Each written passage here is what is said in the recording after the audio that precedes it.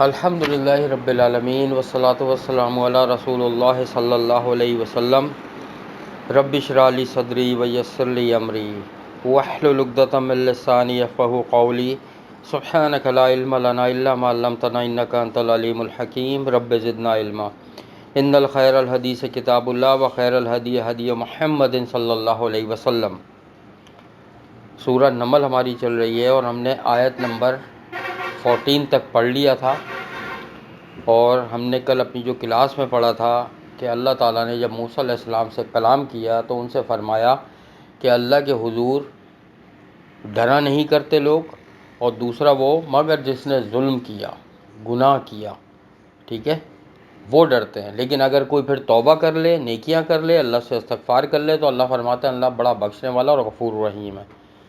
اور پھر اللہ تعالیٰ نے ان کو معجزے دیے، 9 معجزے عطا کیے، جس میں سے 2 کا ذکر ہے یہاں پر. ایک ہاتھ ان کا روشن ہو جاتا تھا، اور دوسرا جو لاٹھی ڈالتے تھے زمین پہ تو وہ اژدہا بن جاتی تھی. اور پھر ان کو بھیجا فرعون کی قوم کی طرف، جو کھلم کھلا انکار کرنے والے لوگ تھے، جبکہ ان کے دل یقین کر چکے تھے، لیکن اپنے غرور، تکبر، ظلم کی وجہ سے انہوں نے زبان سے اقرار نہیں کیا. ٹھیک ہے. اور پھر اللہ نے فرمایا کہ دیکھو کیسا انجام ہوا زمین میں فساد کرنے والوں کا. پڑھا ہم نے پورا فرعون کا واقعہ حضرت موسیٰ علیہ السلام کا کہ وہ غرق ہو گیا تھا. فرعون سمندر کے 2 ٹکڑے ہوئے اور بیچ میں پوری قوم اس کی غرق ہو گئی. ٹھیک ہے. آگے چلتے ہیں. اعوذ باللہ السمیع العلیم من الشیطان الرجیم من ہمزہ ونفخہ ونفثہ. وَلَقَدْ آتَيْنَا دَاوُودَ وَسُلَيْمَانَ عِلْمًا وَقَالَ الْحَمْدُ لِلَّهِ الَّذِي فَضَّلَنَا عَلَى كَثِيرٍ مِّنْ عِبَادِهِ الْمُؤْمِنِينَ. اور البتہ تحقیق ہم نے حکم دیا داؤد علیہ السلام کو اور سلیمان علیہ السلام کو. اللہ تعالیٰ فرما رہے ہیں کہ تحقیق ہم نے عطا کیا یا دیا داؤد علیہ السلام اور سلیمان علیہ السلام کو علم. ٹھیک ہے. ان دونوں نے کہا تمام تعریفیں اللہ ہی کے لیے ہیں جس نے فضیلت دی ہمیں بہتوں پر اپنے بندوں میں سے، مومن بندوں میں سے. حضرت داؤد علیہ السلام اور سلیمان علیہ السلام یہ بھی 2 نبی گزرے ہیں. سلیمان علیہ السلام داؤد علیہ السلام کے بیٹے تھے. ٹھیک ہے. داؤد علیہ السلام اور سلیمان علیہ السلام حضرت موسیٰ علیہ السلام کی شریعت کو فالو کرتے تھے جب تک.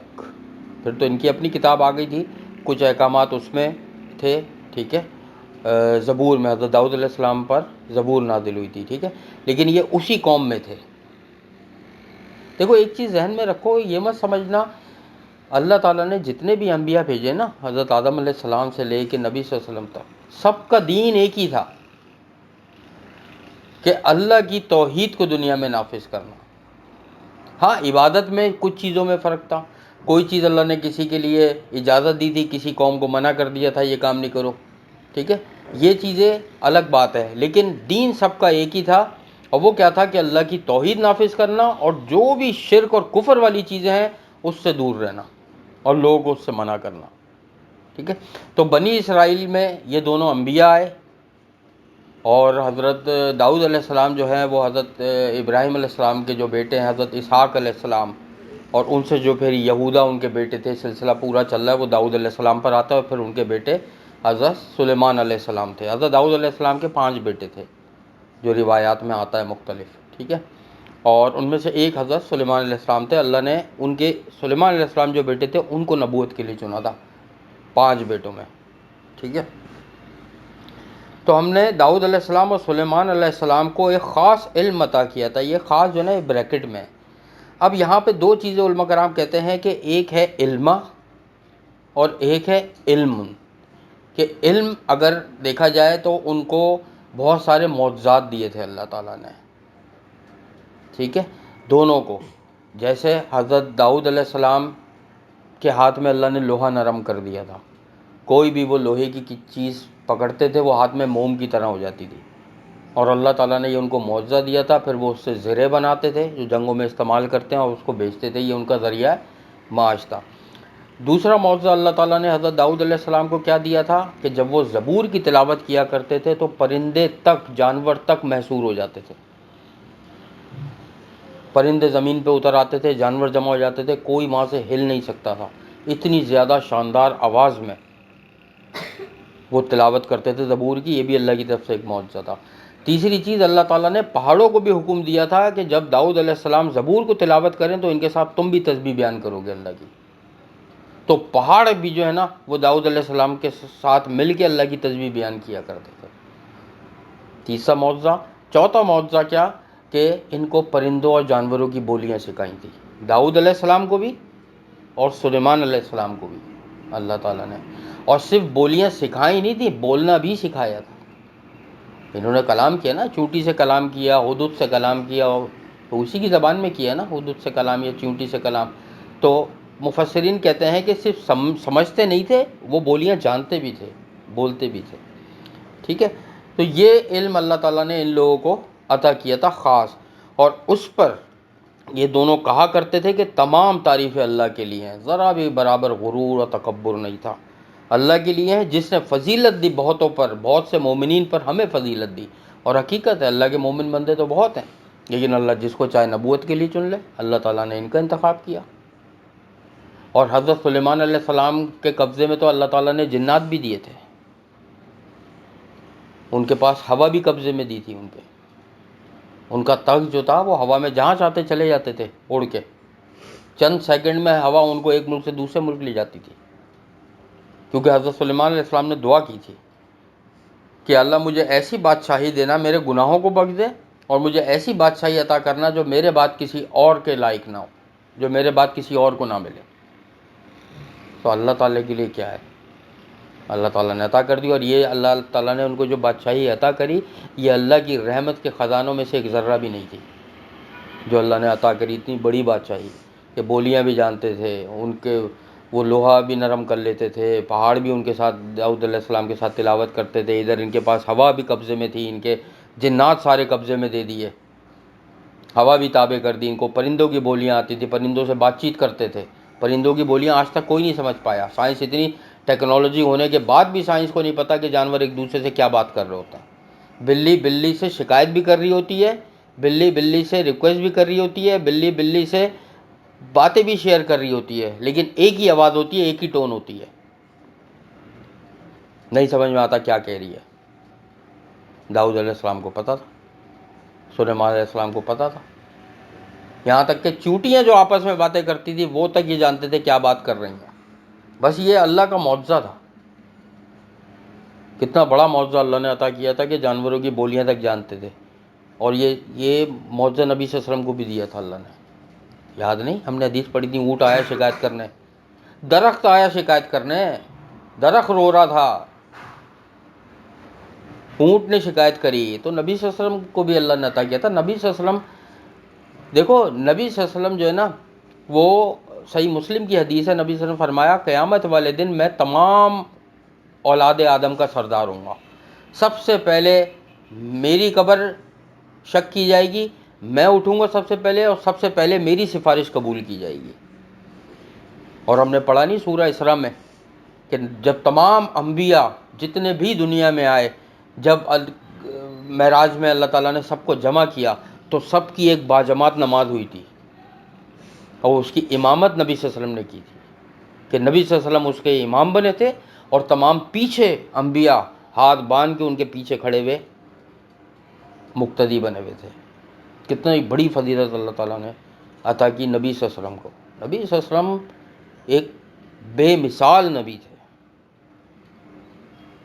تو بہرحال کہ وہ اتنے بادشاہت، اتنی زیادہ معجزے ہونے کے باوجود بھی اللہ کا شکر ادا کرتے تھے، اور اللہ سے رو رو کے استغفار کرتے تھے، داؤد علیہ السلام اور سلیمان علیہ السلام۔ ٹھیک ہے، آگے چلتے ہیں انشاءاللہ۔ تھوڑا سا اس آیت پہ ٹائم اسے لگا ہے کہ تھوڑا سا سمجھانا تھا۔ وحشر لسليمان جنوده من الجن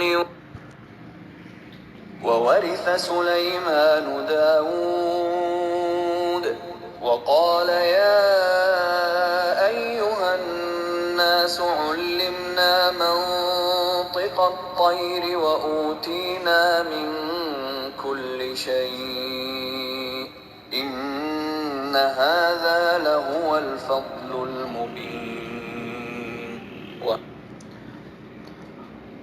اب اللہ تعالیٰ آگے فرما رہے ہیں کہ انہوں نے کہا اور وارث بنا سلیمان، وارث بنایا اللہ نے سلیمان علیہ السلام کو داؤد علیہ السلام کا. اچھا، اب یہاں پر دیکھو کہ یہ وارث مال اور جائیداد میں نہیں تھے، کیونکہ نبی صلی اللہ علیہ وسلم نے فرمایا اگر مال اور جائیداد میں وارث ہوتے تو ان کے اور بیٹوں کا بھی ذکر ہوتا. یہ وارث تھے علم میں. انبیاء اپنے پیچھے جو وراثت چھوڑ کے جاتے ہیں نا، وہ علم ہوتا ہے.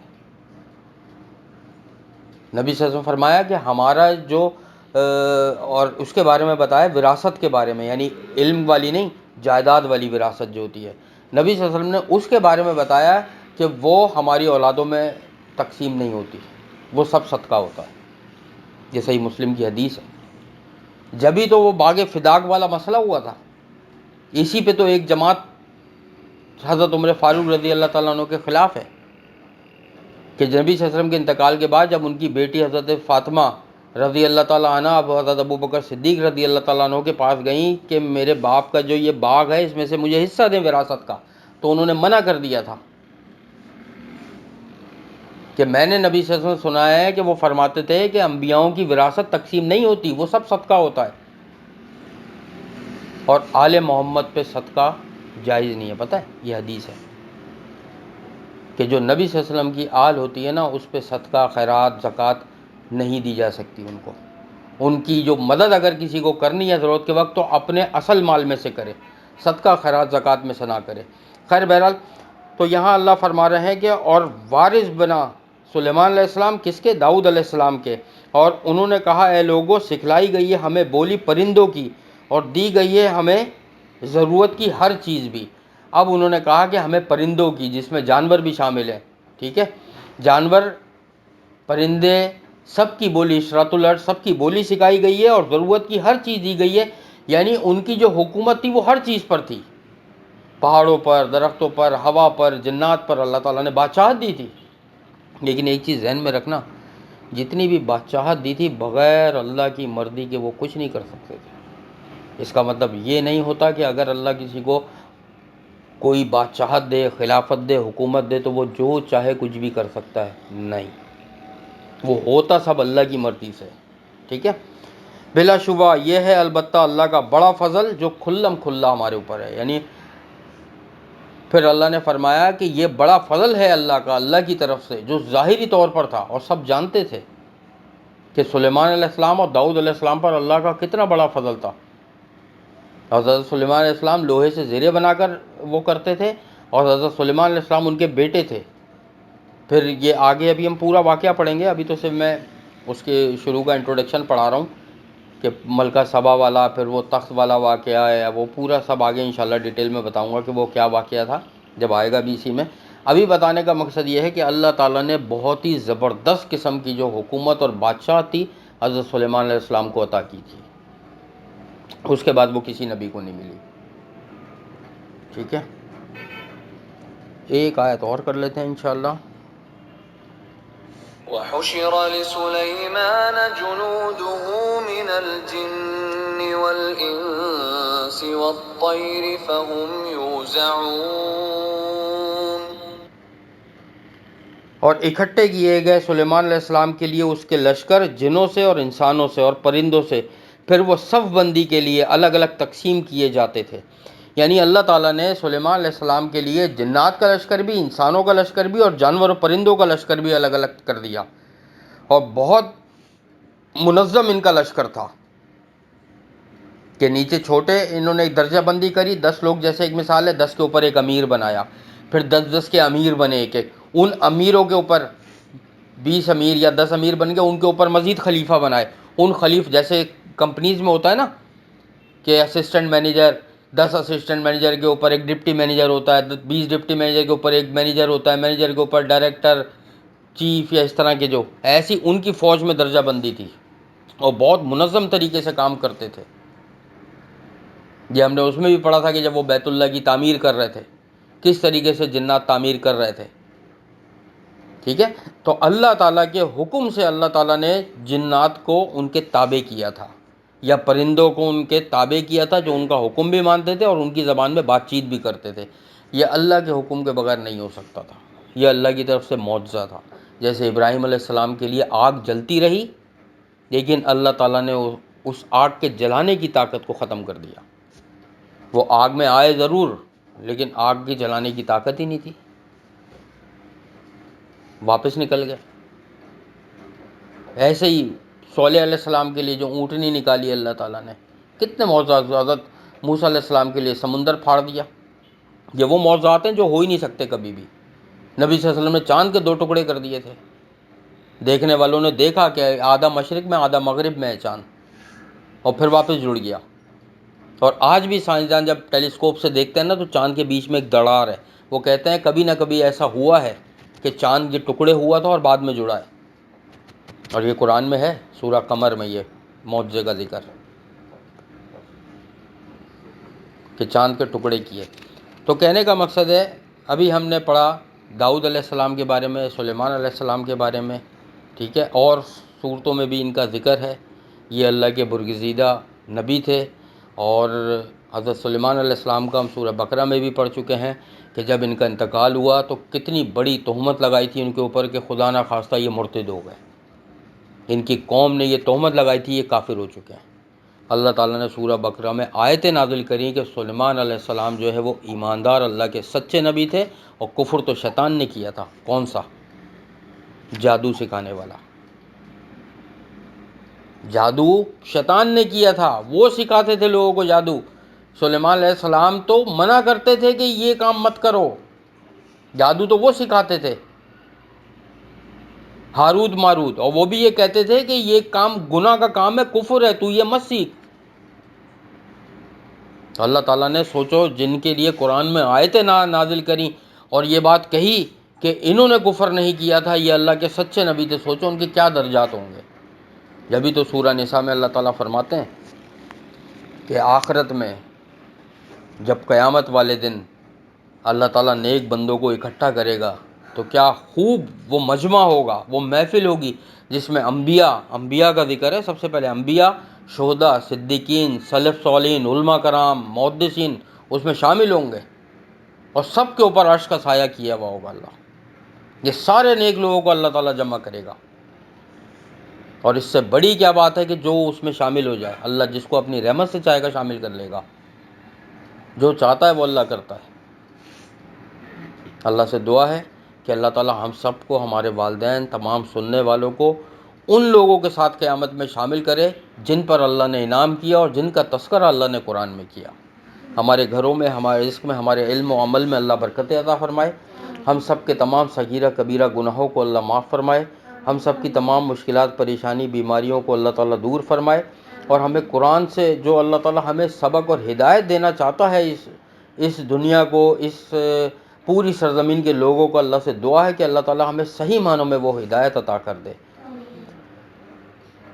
اللہم انا نسألوک الجنۃ الفردوس وقنا عذاب النار، اللہم انا نسألوک الجنۃ الفردوس وقنا عذاب النار، اللہم انا نسألوک الجنۃ الفردوس وقنا عذاب النار، اللہم انا نسألوک الہدی والتقی والعفاف والغنی، اللہم طہر قلبی من النفاق وعملی من الریا واللسان من الکذب وعینی من الخیانت، فإنک تعلم خائنۃ الأعین وما تخفی الصدور، رب اغفر وارحم وانت خیر الراحمین، رب ارحمہما کما ربیانی صغیرا، رب انی لما انزلت الی من خیر فقیر، ربنا تقبل منا انک انت السمیع العلیم وتب علینا انک انت التواب الرحیم، سبحان اللہ عما یصفون وسلام علی المرسلین والحمد للہ رب العالمین، آمین آمین اللہم آمین۔